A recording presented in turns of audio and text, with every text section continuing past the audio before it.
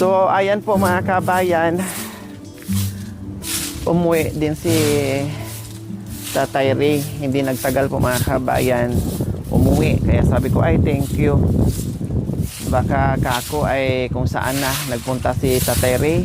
Sabi ko nga, akala ko nag-duty. Hindi po pala, nag-duty siya sa trabaho. Yes, kahit linggo walang tigil si Tatay Ray sa paghanap buhay. Kaya ngayon, dahil maraming kalat mga kabayan, ay bumili nga ako ng walis para magbawas kami ng dahon sa paligid ng bahay ni Tatay Ray. Tatay Ray, may itak ka? Mayroon nga dyan. Pahiram po. Bawasan ko tong ano para pag walis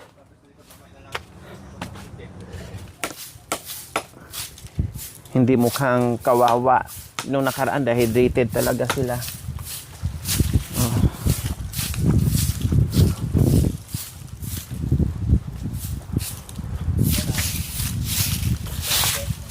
Ha, oo, mama.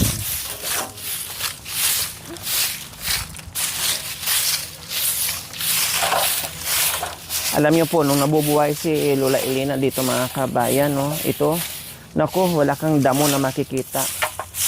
Talagang ano niya, wala kang makikitang dahon nung nabubuhay yung isang matanda. Talagang madaling araw pa lang, sabi niya at sabi ni Tatay Ray, bumababa na yan siya para magbunot at magwalis, magsiga. Ganyan yung kasipag si Lola Elena. Kaya kahit papaano ganyan yung edad niya, nakakarating pa siya ng palengke. Yun nga lang, dahil malabot na yung mata, na-disgrasya. Ay, apo. Di ba po, Tatay Ray, no? Oo nga dyan. Wala kang makikita ditong damo nung nabubuhay yun. Talagang ano niya, nawawalis niya araw-araw, umaga, hapon. Siyempre, hindi na magagawa ni Tatay Ray. Minsan-minsan na lang dahil priority ni Tatay Ray yung hanap buhay. Tapos pag-uwi, pagod na.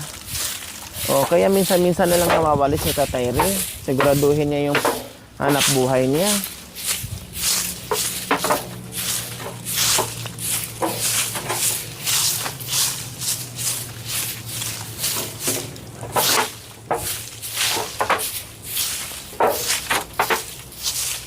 Biro nyo, linggo nga, oh.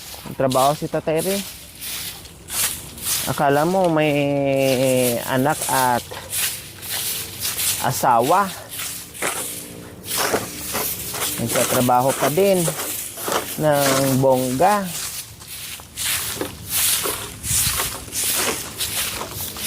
Kung malapit nga lang ako dito mga kabayan, ako na, pupuntahan ko ito twice a week para mawalisan ko.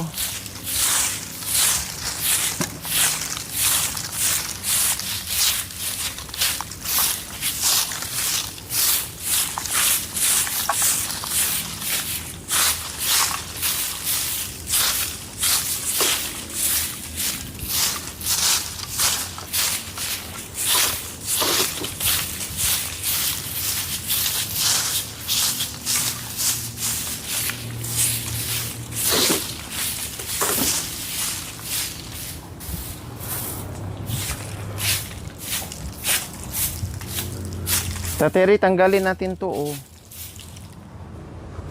Wag na, madam. Ako na lang maglilinis niyan, madam.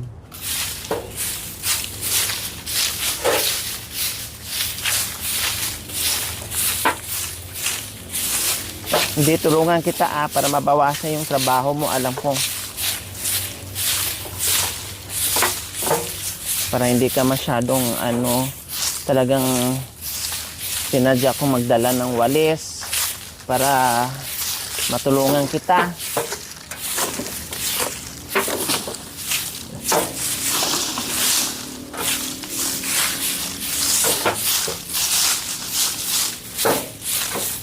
Yung mga Indian mango, Tatay Ray, hindi mo pinagbibinta? Hindi, madam. Walang bumibili, madam. Ha?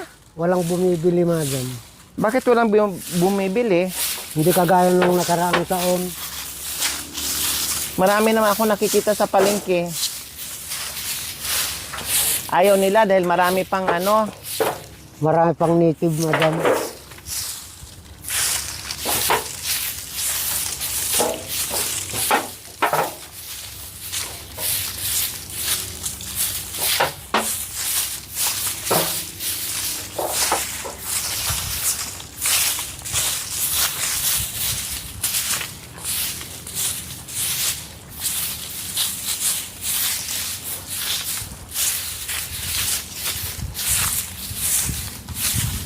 May mga mangga. Buti nga walang masyadong, walang langaw. Kasi pag may mangga mga kabayan, malangaw siya.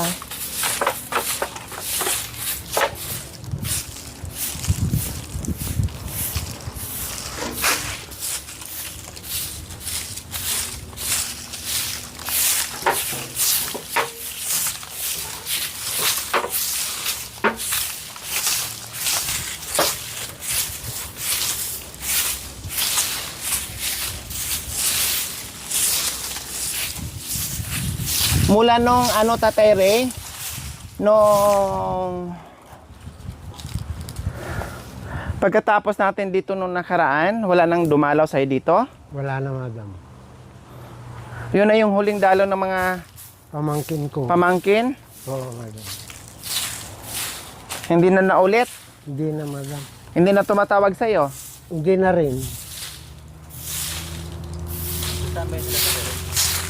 Sa lock-up, sir. Oo, doon sa pabahay. Bakit hiniram yung cellphone? Hindi, ang kwan nila, madam, anong tawag doon? Registered. Oo, madam. Kaya hiniram. Oo. Okay naman yon kasi ni-registered nila.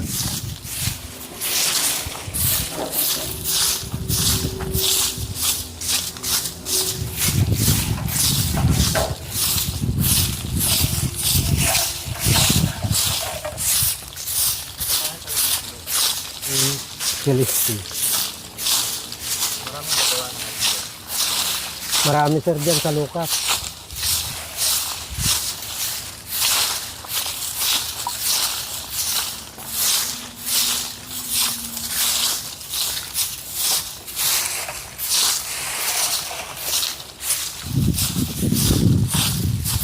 Kahit man lang mabawasan natin ng damo, Tatay Ray, para hindi mukhang abandonado yung bahay pag hindi na akala mo abandon.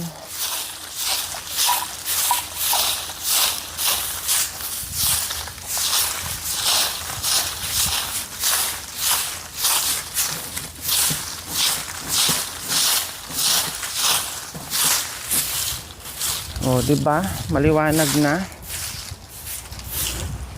Ito, madam, ako lahat ang nagsabog dito sa palay. Pero kaninong may amok po kayo dyan? Oo, madam, si Kagawad yung isa. Yung isa dito sa Baluster, yung kababayan ninyo, Bisaya din.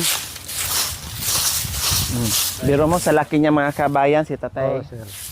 Tatay Ray lang ang nagsabog dyan sa palay na yan. Ang laki niya na, kayang-kaya niya mga kabayan. Pagdating sa bukid, gawaing bukid mga kabayan, number 1 si Tatay Ray, no problem sa kanya. Yakang-yakay na yan sa edad niya. Yung dito sa bahay, talagang hindi mo maasahan si Tatay Ray dahil hindi niya ito maharap. Dahil ang trabaho nito is si Lola Elena. Pero alam naman natin, pumanaw na, kaya hindi kayang pagsabayan ni Tatay Ray yung dalawa. Obligasyon sa bahay, obligasyon sa ano po ito, Tatay Ray? Gaas? Tubig? Alin, madam? Ito po. Tubig yan, madam. Tubig. Hindi niya kayang pagsabayin.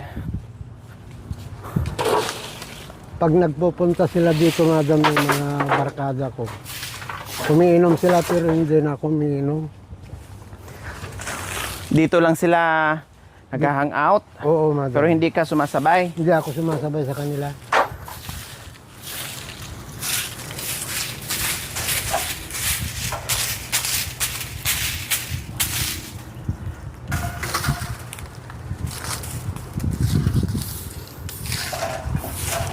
May pala ka, Tatay Ray?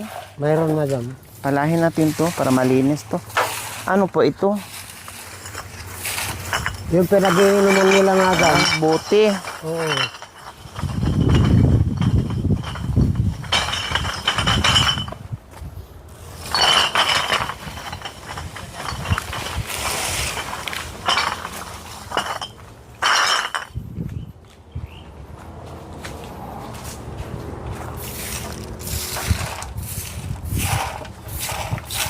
Unti-untiin to linis. Dito pa rin po kayo nagsasaing? Kung minsan, madam, pag hindi umulan dito sa labas, pag umulan doon sa loob, nagano ako ng uling at saka kahoy doon sa loob. O, kasi sayang naman kasi yung kahoy, mga kabayan. Nasaan yung kalan mo? Nandoon kay Gary, madam. Kay? Gary, Sinong Gary? yung pamangkin ko. Bakit? Hindi na tumatawag. Baka raw mawala dito kasi wala nang kandado yung kusina dito sa pintuan. Oo. Dapat inakyat mo sa taas. Hindi ko naisip, madam eh.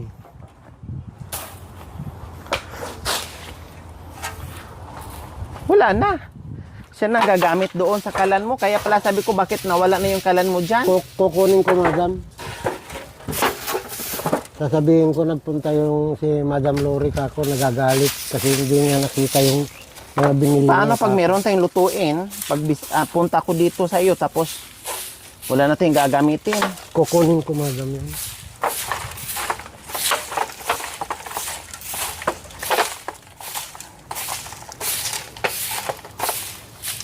Itag-ulan na. Para mabilhan ko ng ano, laman. Nasira yung kon, madam, yung pagsalangan Ah, yung burner. o burner. Tangke at saka yung hose lang ang kinuha niya. May nabibili naman nun eh. Palahin natin to, tay.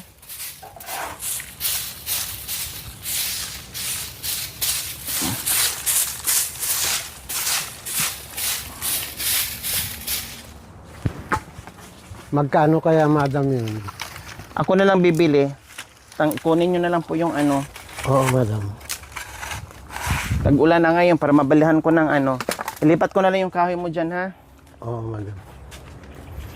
Huwag mo na ako, di ba sabi ko sa'yo, huwag mo na po kayo magmadam. Anak! Parang ayaw mo ako maging anak. Yung anak nyo, nasaan na po? Pinauwi ko na, madam. Bakit pinauwi nyo? Hindi nyo po dito sinama? Tamad, madam. Tamad? Oo. Yung pagkakainan niya, hindi pa niya maugasan. Ay apo, dagdag sikasuhin mo pa. Oo. Oo. Yan ang sinasabi mga kababayan, no? Masaya tayo, maraming anak, may anak. Masaya tayo, may anak, basta yung nakakatulong sa atin. Kala ko noon eh, may katulong ako, yun pala. Ikaw yung katulong. Ako ang mamumuhay sa kanya. Oo, di ba yan ang sinasabi? Masaya tayo, maraming anak, may anak. Ang tanong, kung makatulong sa'yo, kung ikaw, sakit sa ulo mo pa, nandito nga, may kasama ka, gawin kang katulong, ikaw pa ang bubuhay, ikaw pa ang kikilos, lahat-lahat. Aba, mas maganda na yung mag-isa mga kabayan. Walang problema. Kaysa naman nandyan yung anak mo, sasakit ang loob mo. Titinan ka lang sa mga bagay-bagay. Isang araw, madam, na hindi ako nagsaing, hindi rin siya nagsaing. Sinubukan nyo po kung talaga magsaing siya. Oo, madam. Pero talagang... Anong ginagawa mo? Bakit hindi ka magsaing, kako? Galing ako sa trabaho, wala pang pagsaing, kako. Oo. Ang katwiran niya, madam, nahiya daw. Ay, apo. Bakit ka mahiya? Magulang mo ako. Tama. Pagkain mo, pagkain nating dalawa. Pagkain ko, pagkain mo. Katamaran ka ako. Umuwi ka na doon sa payaw ko ako. Umuwi ngayon ng apayaw. Oo, madam. Natuwa pa naman ako, kako, mayroon kayong kasama. Kahit ako, madam, natuwa rin ako. Pero, 45 years nung hindi kami nagkita. tapos ganyan pa naging asal. Oo. Imbis bumawi. Sa mga panahon na hindi nagkita.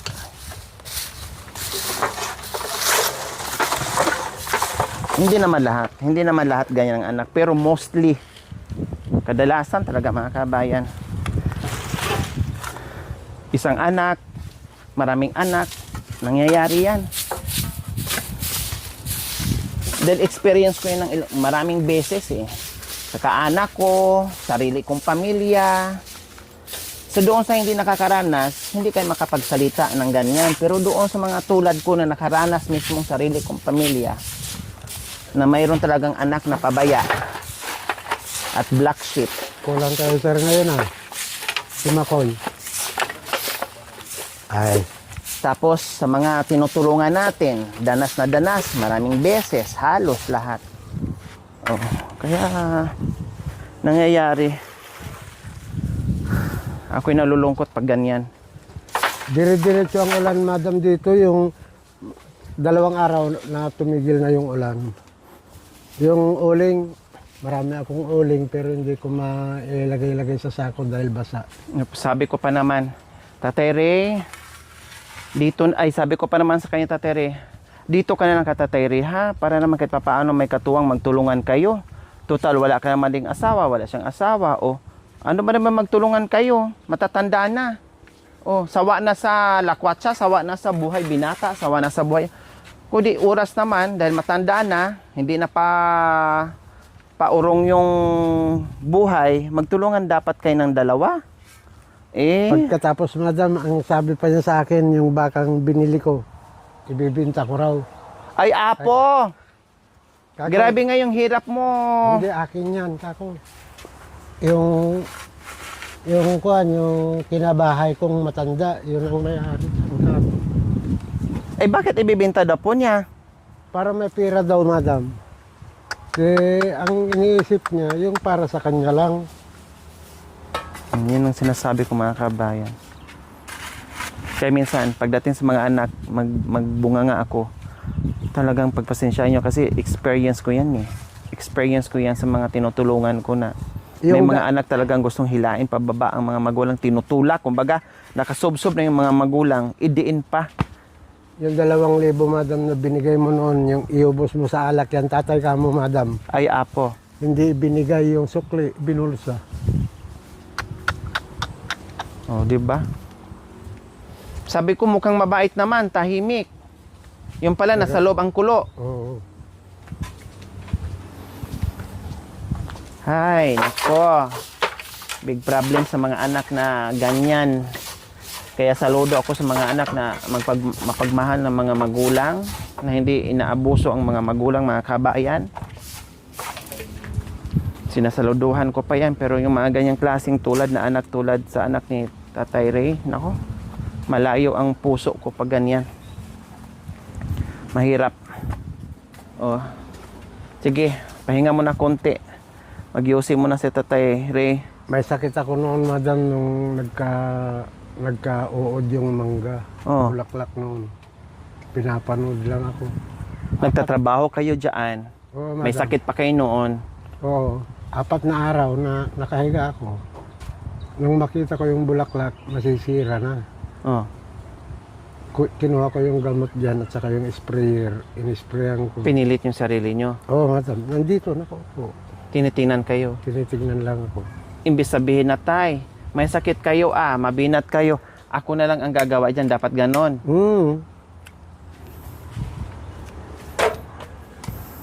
Nanuntok pa dito, madam. Saan? Dito. Sinong kaano niya? Yung si Rating, yung maliit na tao dyan. Sinuntok niya. Nagka-trouble pa. Oo, madam. Bakit kasi hinahanap-hanap mo pa? Sino, madam? Yung anak mo, Hindi, madam. Hindi ko naman alam na gano'n ang ugali niya eh. hinanap mo? Or ikaw ang Sa cellphone, madam, doon kami nagtawagan. nakikita ka siguro sa mga videos natin. Siguro, madam. Kaya sinusubukan kang hanapin. Oo. Yung karapatan na hanapin mo siya. Hanapin ko para madamay ako sa tulong sa kanila, sabi siguro. Very good ka talaga, Tay, no? Yung talino mo hanggang ngayon nandyan pa din. Very good ka talaga. May sira, doon ka lang, may sira. Hindi, madam. Ito, siya ang sumira niyan, madam eh. Oh, nagwala dahil lasing. Hindi, yung inupuan niya, Oh. parang umupong ganyan, madam. Mm. Pati paan nandyan. Ah. Matangkad sa akin yun. So ngayon, mas pipiliin mo na mag-isa ka na lang kaysa sa may kasama. Oh. Hindi, madam. Ilan ba panganay mo? Hindi ko mabilang, madam. Ah. Doon sa Muslim, mga babae. Nung ma-hospital ako sa Bilona noon, kinukuha ko yung dalawa at magbabantay sa akin. Ang sabi nung asawa kong Muslim, May asawa kang Muslim noon? oh, madam, Ilan ang anak nyo? 7. Sa Hulo-Sulo, madam. Kasi military kayo. Oo, madam. At totoo pala talaga, Tatay Ray, na kapag military kung saan na-assign, may asawa din? Oo, madam. Kung halimbawa, mapunta ako sa Cotabato. Oo. May asawa doon? Mayroon, madam. Sa Lanao, gano'n. Mayroon din? Mayroon din. Sa Hulo, mayroon din? Yun ang matagal ako sa Hulo, madam. Ilan lahat ang anak mo? Nakapito. Hindi lang pala itong anak mo. Ilan lahat anak mo? Lahat-lahat? Ewan ko, madam. Marami na. Marami siguro. Hindi alam ni Lola Elena. Hindi, madam. Pero ang sinasabi ko sa kanya, na mayroon akong naging asawa doon sa mga Iba't ibang lugar. ibang lugar ka ako. Hindi kasado. Hindi, madam. Kasi nga asawa lang kapag nandoon. Pag wala na naman doon, wala na naman, iba na naman, ganon. Yung isa, madam, nabangga ko lang doon sa loob ng sinihan. Hinila ko palabas. Nagpunta sa yung gwardiya sa bayan ng Hulo-Sulo. Doon ako dinala, mga army naman yun. Opo. Mumultahin ako ng 200,000. Ang sabi nung gwardiya, di ba si Captain Gagagubat, sabi niya. Mm. Oo, kako. Kausapin mo na at mag-asawa na kayo. Sabi sa akin, ayun. Parang ano kayo, Nalibre ako doon sa 200. inasawa mo na. Oo, madam. Kahit hindi masagi mo lang dyan sa loob ng sinihan kasi madilim, Opo. hihilahin ka na palabas. Pikot na ang ano, Oo, pikutan na, kumbaga. Mm. Katindi mo pala, ano? Ngayon, ang napunta sa iyong anak, kamalas. Kamalasan, madam. Kamalasan mo ngayon sa mga anak mo. Oo. Mm. Hanapin mo pa yung abang anak mo? Wala na, madam. Oo. Tama na kung halimbawa, mamatay ako. Yung mga kamag-anak ko na rito, kung gusto nila pumunta, Pupunta. pupunta Kung sila. ayaw, kung di, Kung bahala ayaw, sila. Bago ako mamamatay, bubuksan ko yung pansyon ni Elena. Papasok na ako doon. Ilibing nyo ang sarili nyo. Oo, madam. Parang ganon. Oo. Kaya, kapag may pera ka, huwag mo na kung saan-saan ipunin mo para sa sarili mo. Kasi alam mo na ngayon, pag may pera ka, maalala ka. Pero pag Oo, wala ka, Maraming kawawa ka. mahal, madam, pag may pera ako. Oh, kaya magpayaman ka ng bongga para mahalin ka ng mahalin. Kasi walang magmahal sa'yo, walang makaalala sa'yo pag wala kang pera. Pag may pera ka, magulat ka na lang, may bisita ka. Sila kagawad, kung minsan. May tricycle siya, hapon. Pag galing na sa San Jose, madam, dahil kagawad doon sa San Jose, Alaminos din yun. Pag umuwi na, dumadaan dito, ito kuya rin ang ulam mo. Oh. Tilapia, kung minsan hito. Binibigyan po kayo. Oo, madam. Lahat ng bukid nila, madam, mga anak niya, tatlo ang anak niya. Lahat ng bukid nila ako ang Nag-asikaso. Oo. So ayan po mga kabayan, o di ba? Buti nang bumalik ako dito, may natuklasan na naman akong panibagong asawa at anak ni Tatere. Pero wag yun nang hanapin ha, baka sasakit din ang ulo ni Tatere. Kasi sasama lang ang loob ni Tatere. Alam niyo kung bakit? Kasi matagal kayong panahon na hindi nagkita. Pupunta dito, asa ni Tatere. Siyempre may matanda na, matik asa ni Tatere, may mag-aalaga. Si Tatere pa ang mag-aalaga, magpapakain, maghain, and then kung imbis na tutulong dito, hindi makapaghugas ng pinggan, hindi makapagsaing. So sasama lang ang loob lalo ni Tatay Ray. Buti na lang yung siya na lang mag-isa para at least tanggap niya sa sarili niya na siya lang mag-isa, na wala siyang aasahan. Dahil alam na niya yung sarili niya na wala siyang katuwang, di ba? Kaysa naman nandito, asahan ni Tatay Ray nasa trabaho. Ang akala niya nagsaing, naghanda ng pagkain. Pagdating niya dito, siya pa ang magsaing, siya pa ang maghain. Tapos nandito lang yung anak, cellphone, call ng cellphone, o kaya hihilata lang, hihiga upo. O kaya mas masama ang loob mo doon, 'di ba? Pero kung uwi si Tateri na may nasa siya lang, tapos wala siyang asahan, okay lang. Kikilo siya, hindi sasama ang loob niya. Oo, madam. Ang ginagawa ko naman, madam, ngayon, pag nagsayang ako, 2 bisis, kainin ko yun. Tama. Yung aso. Para hindi madaling mapanis, ang ginagawa ko, nilalagyan ko ng 1 kutsara Suka. suka. Opo. Yun. Ganun lang 'yun.